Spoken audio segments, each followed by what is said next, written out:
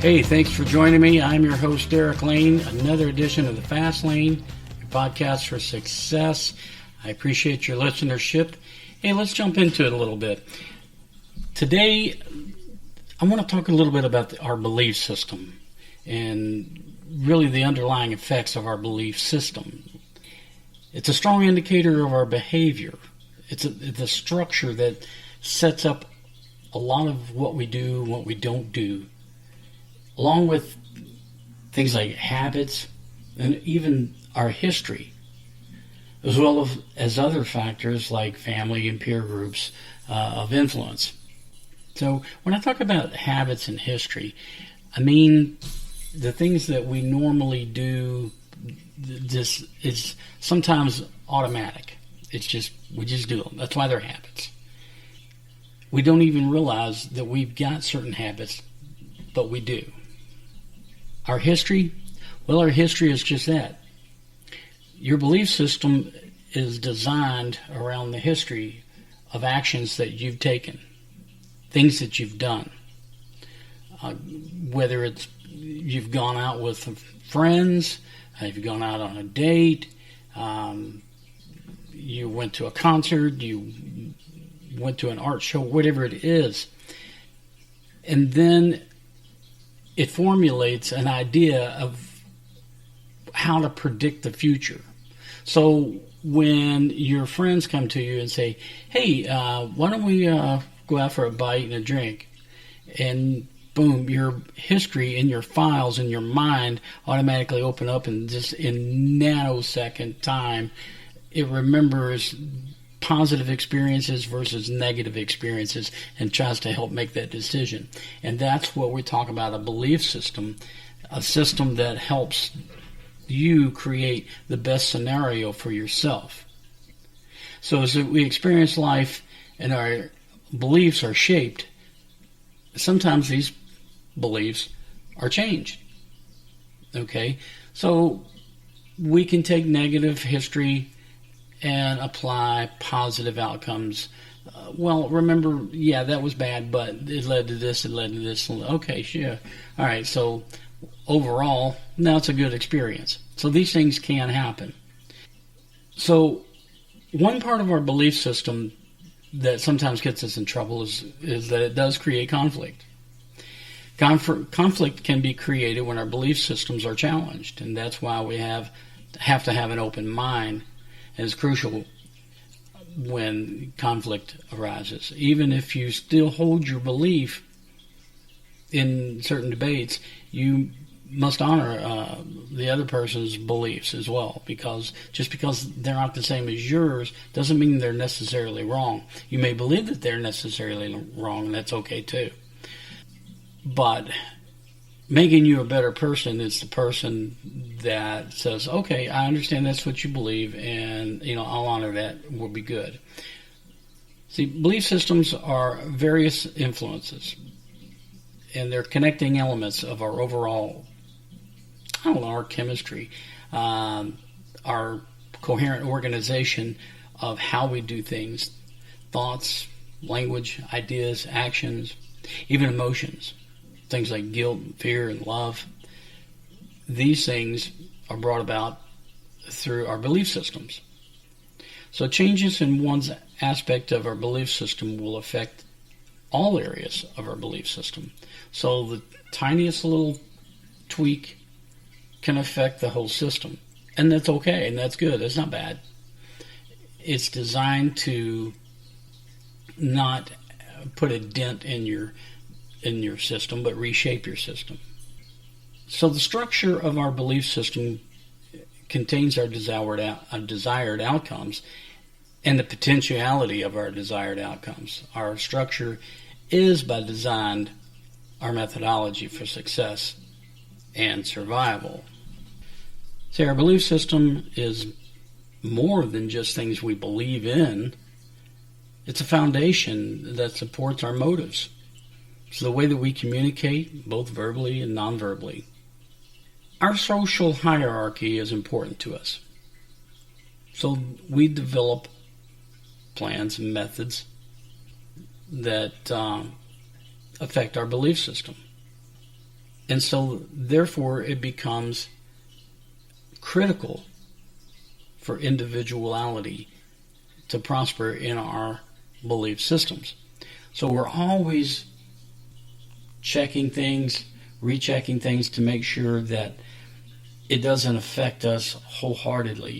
It doesn't remove us from being an individual. So how you handle defeats and fear, and how you handle success and love and acceptance is formed by your belief system.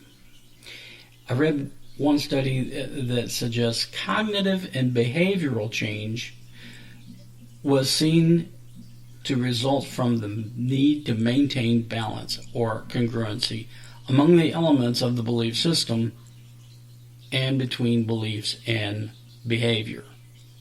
Now that's a little bit to take in. It's a little bit to kind of, chew on. Let me say it again.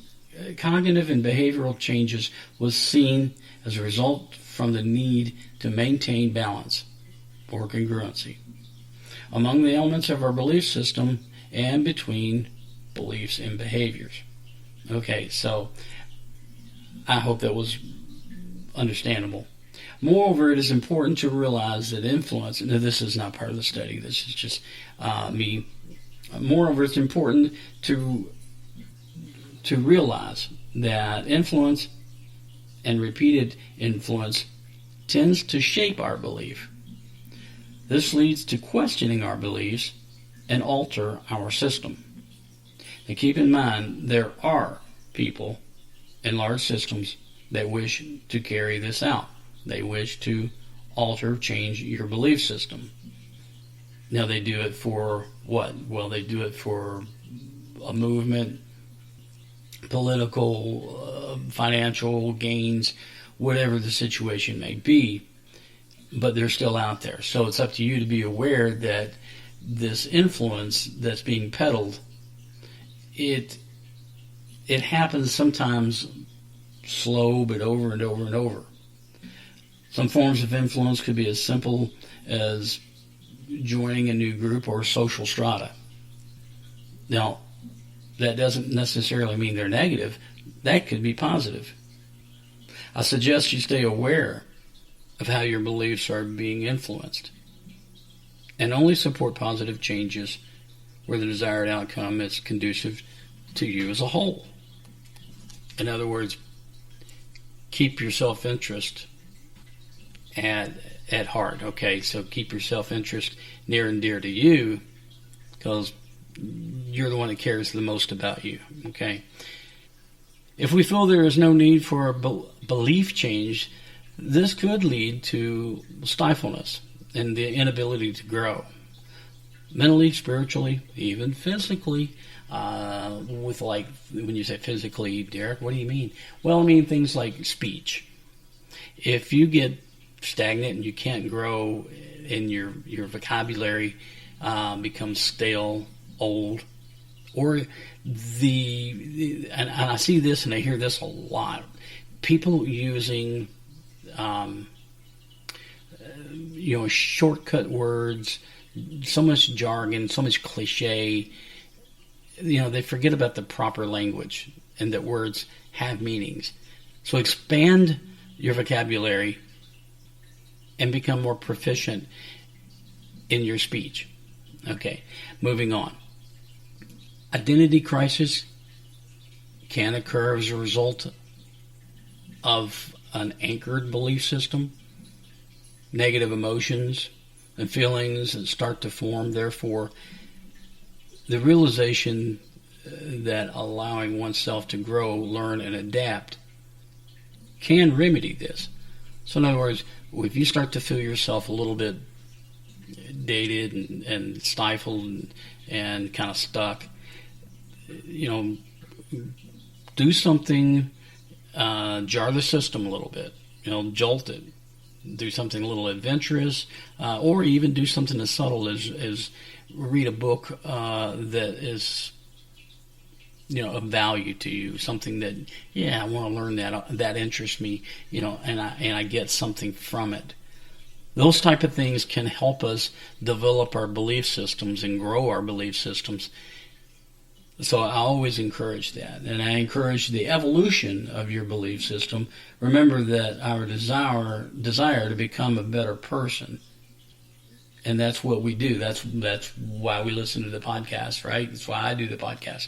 I want you to become a better person. I want to be a better person. I want to grow and learn and be, have, and do just as much as I can. Doesn't mean I'm unhappy. Doesn't mean that I don't relish and appreciate the things that I've done and that I have and that I am. Doesn't mean that at all. But who doesn't want to be just a little bit better, right? So our desired outcome is to be a better person. The only way you do that and to grow is to sometimes reinvent yourself or understand things like your belief system and how it's affecting you. You know, from time to time, you've got to take stock of who you are, where you're going, what you want to do. And I would be remiss if I didn't say pen and paper, pen and paper. Write things down. It's how you unclutter your mind. It's how you become a conductor to the thoughts and feelings you have, to put them on paper. And then you can evaluate, reevaluate, and learn from that. I suggest that you challenge yourself. You challenge what you know. Challenge what you think you know, and be ready to adopt some changes. If you don't challenge yourself, someone else will, and you might not be ready for the outcome. You might not be ready for the results of someone else challenging you. So it's up to you to guide yourself for the betterment of yourself, to be the best person you know how to be the best person you can be on an ongoing basis. Things change. Our world changes. And if you reached some level of nirvana and you're great, it doesn't mean that tomorrow there's not new challenges and things that can make you even better. We all have to continually look inside of ourselves to make sure that we're given the best, presenting the best, have the best thoughts, exemplifying the best habits, showing love and gratitude. That's what this world's all about, in my opinion. Remember our goal: freedom. Freedom is the ability to know you're doing the best that you can, and that you didn't shortchange anything or cut corners. You're doing it. You're doing it right, and that's something to be proud of. Be proud of who you are in this moment right now. I don't care what you're doing, where you are, what you've done. I don't care. Be proud of yourself right now in this moment, knowing that you're going to go forward for the betterment of yourself and the people around you. Listen, I appreciate you listening to me on the podcast, and we will have many more conversations and things that I believe that will help us grow as human beings, whether it's belief systems or whether it's a myriad of other ideas and concepts that we can discuss. I appreciate your listenership to the Fast Lane Podcast for Success. I am your host, Derek Lane, and like this, share this, tell people about this podcast. Share it with people that you know will benefit from it, and let them know it's on every venue out there for podcast. If you get a podcast on, if you have a podcast server, and for whatever reason you're not getting this, or your friend says, "Hey, I don't get it on this server," shoot me an email, Derek@FastlanePodcast.com. Derek@FastlanePodcast.com. I'll find out what the deal is, because, man, I know